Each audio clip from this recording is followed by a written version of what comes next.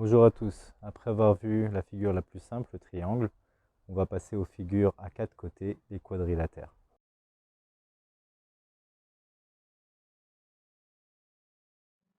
Nous allons donc passer en revue les différents types de quadrilatères, mais tout d'abord, qu'est-ce qu'un quadrilatère? La définition, c'est une figure qui a 4 côtés.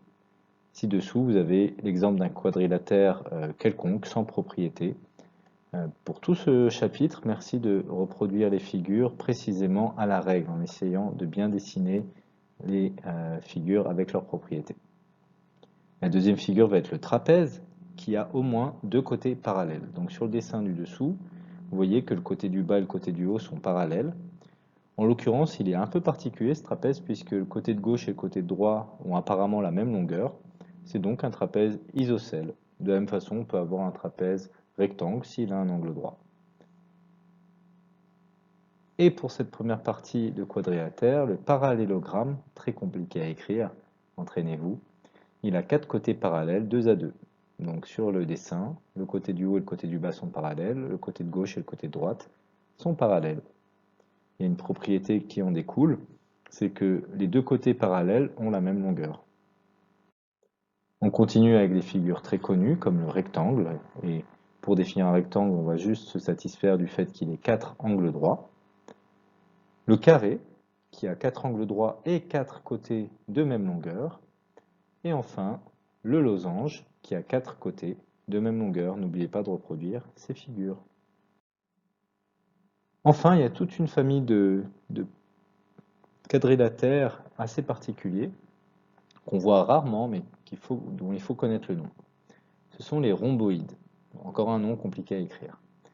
Les rhomboïdes ont 2 paires de côtés de même longueur, et les côtés de même longueur se touchent. Donc, ci-dessous, vous avez les rhomboïdes A, B, C, D.